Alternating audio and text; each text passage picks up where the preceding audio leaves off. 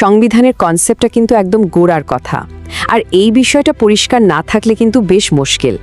তো আজকের এই আলোচনায় আমরা সংবিধানের এই মৌলিক ধারণাগুলোকে একেবারে ভেঙে চুরে দেখব।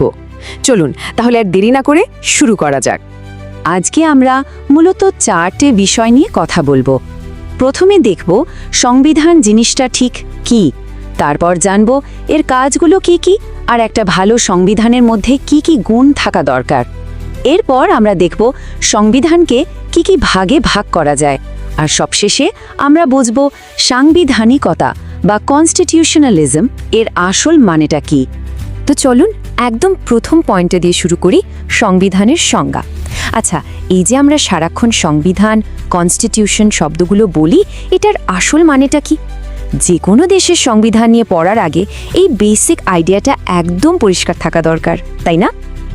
দেখুন, এই কনস্টিটিউশন শব্দটা কিন্তু এমনি এমনি আসেনি। এটা এসেছে একটা ল্যাটিন শব্দ কনস্টিটিউয়েরি থেকে, যার মানে হলো প্রতিষ্ঠা করা বা স্থাপন করা।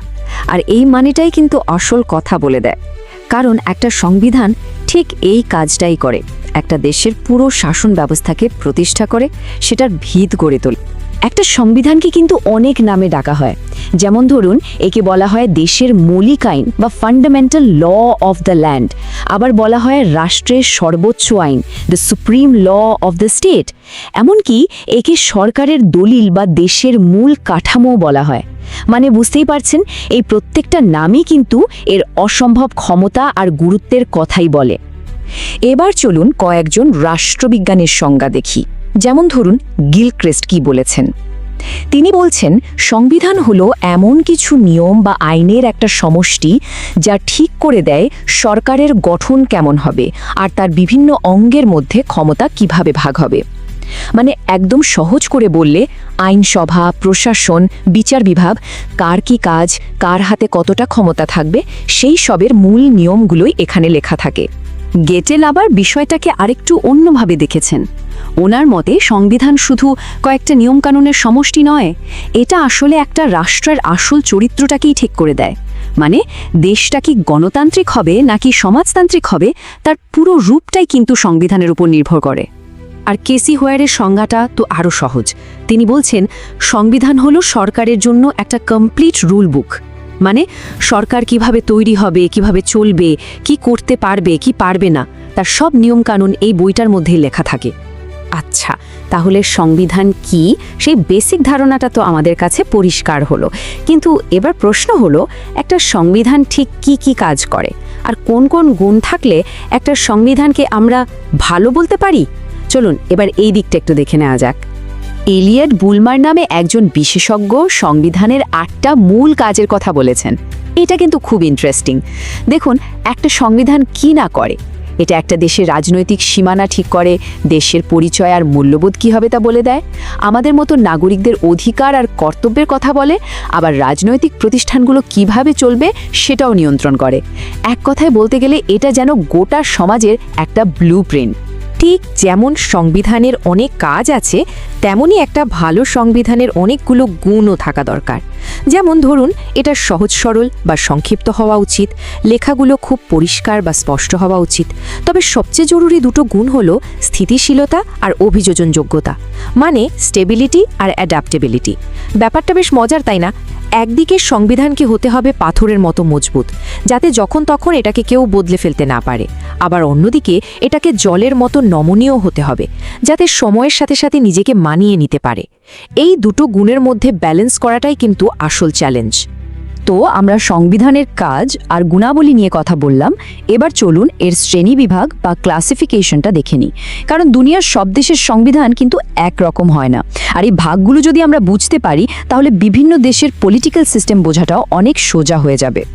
প্রথম যে ভাগটা আমরা দেখব সেটা হলো বিবর্তিত বা ইভলভড আর বিধিবদ্ধ বা ইনঅ্যাক্টেড সংবিধান। নাম শুনি কিছুটা বোঝা যাচ্ছে, তাই না? বিবর্তিত সংবিধান মানে হলো যেটা বহু বছর ধরে ধীরে ধীরে প্রথা, রীতিনীতির ওপর ভিত্তি করে গড়ে উঠেছে। এর সেরা উদাহরণ হলো ব্রিটেনের সংবিধান। আর বিধিবদ্ধ বা ইনঅ্যাক্টেড সংবিধান হলো যেটা একটা নির্দিষ্ট সময়ে একটা নির্দিষ্ট সংস্থা, যেমন ধরুন গণপরিষদ, রীতিমতো পরিকল্পনা করে তৈরি করেছে। আমাদের ভারতের সংবিধান বা আমেরিকার সংবিধান হলো এর দারুণ উদাহরণ। এর পরের ভাগটা আগেরটার সাথেই খুব সম্পর্কিত। এটা হলো লিখিত আর অলিখিত সংবিধান, মানে রিটেন আর আনরিটেন। লিখিত সংবিধান মানে যেখানে দেশের বেশিরভাগ নিয়মকানুন একটা বা কয়েকটা ডকুমেন্টের মধ্যে সুন্দর করে লেখা আছে, যেমন আমেরিকা বা আমাদের ভারতের সংবিধান। আর অলিখিত সংবিধানের ক্ষেত্রে নিয়মগুলো কোনো একটা বইতে লেখা থাকে না, বরং সেগুলো বিভিন্ন প্রথা, আইন, আদালতের রায়ের মধ্যে ছড়িয়ে ছিটিয়ে থাকে, যেমন ইউকে বা নিউজিল্যান্ডের সংবিধান। আচ্ছা, লর্ড জেমস ব্রাইস আবার সংবিধানকে ভাগ করেছেন অন্য একটা কিছুর উপর। কিসের ভিত্তিতে? সংবিধানটা বদলানো বা সংশোধন করা কতটা সহজ বা কঠিন তার উপর ভিত্তি করে। উনি দুটো ভাগের কথা বলেছেন, একটা হলো দুষ্পরিবর্তনীয় বা রিজিড, আর একটা হলো সুপরিবর্তনীয় বা ফ্লেক্সিবল। রিজিড সংবিধান সংশোধন করতে গেলে একটা বিশেষ আর জটিল পদ্ধতির মধ্যে দিয়ে যেতে হয়। সাধারণ আইন পাশের মতো সহজে এটা করা যায় না, যেমন আমেরিকার সংবিধান। আর ফ্লেক্সিবল সংবিধান সাধারণ আইন তৈরির মতোই সহজে সংশোধন করা যায়। এর সেরা উদাহরণ হলো ব্রিটেনের সংবিধান। তাহলে প্রশ্ন আসতেই পারে, আমাদের ভারতের সংবিধানটা ঠিক কী রকম, রিজিড না ফ্লেক্সিবল? আর এখানেই হলো আসল মজাটা। ভারতের সংবিধানকে না পুরোপুরি রিজিড বলা যায়, না পুরোপুরি ফ্লেক্সিবল। এটা হলো এই দুটোর একটা অসাধারণ মিশ্রণ বা সিনথেসিস। এর কিছু অংশ সংশোধন করা খুব কঠিন, আবার কিছু অংশ বেশ সহজেই করা যায়। এই জন্যই আমাদের সংবিধান একই সাথে স্থিতিশীল আবার পরিবর্তনশীল। আরেকটা খুব গুরুত্বপূর্ণ ক্লাসিফিকেশন হলো ক্ষমতার বন্টনের উপর ভিত্তি করে, মানে দেশে ক্ষমতাটা কিভাবে ভাগ করা হয়েছে। এই হিসেবে সংবিধান দুই রকমের হয়, যুক্তরাষ্ট্রীয় বা ফেডারেল, আর এককেন্দ্রিক বা ইউনিটারি। যুক্তরাষ্ট্রীয় ব্যবস্থায় কি হয়?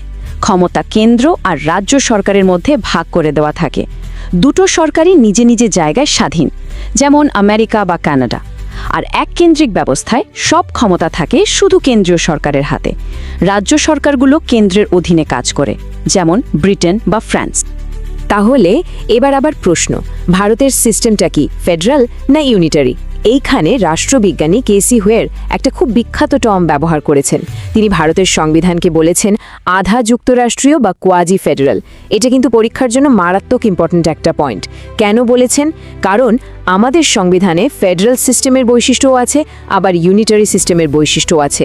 এটা একটা মিক্সড সিস্টেম। এতক্ষণ আমরা সংবিধানের সংজ্ঞা, কাজ, গুণাবলী, প্রকারভেদ অনেক কিছু জানলাম। এবার আমরা আসছি আমাদের আলোচনার শেষ এবং আমার মতে সবচেয়ে গুরুত্বপূর্ণ একটা কনসেপ্টে। সেটা হলো সাংবিধানিকতা বা কনস্টিটিউশনালিজম। একটা দেশে সংবিধান থাকা মানেই কি সেখানে সাংবিধানিকতা আছে? এই দুটো কি একই জিনিস? চলুন এই ব্যাপারটা একটু গভীরে গিয়ে বোঝা যাক। চলুন একটা প্রশ্ন দিয়ে শুরু করি। ধরুন একটা দেশে একটা সংবিধান আছে, তার মানে কি আমরা চোখ বন্ধ করে বলে দিতে পারি যে সেই দেশের সাংবিধানিকতাও আছে? উত্তরটা কিন্তু না। আর এখানেই লুকিয়ে আছে আসল পার্থক্যটা। ব্যাপারটা একটু সহজ করে ভাবি। সংবিধান হলো একটা দেশের জন্য রুল বুক, মানে একটা বই। আর সাংবিধানিকতা হলো সেই রুল বুক মেনে চলার মানসিকতা বা আদর্শ। সংবিধান তো একটা স্বৈরাচারী দেশেও থাকতে পারে, যেখানে শাসক যা খুশি তাই করে।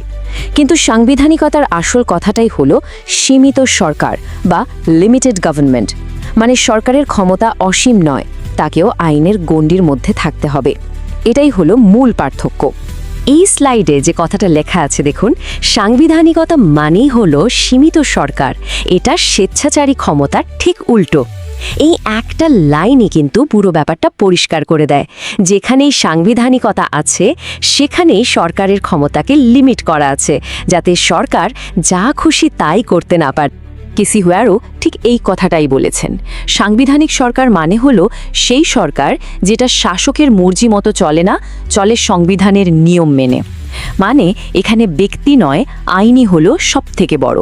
রুল অফ ল, আইনের শাসন, এটাই হলো সাংবিধানিকতার মূল ভিত্তি।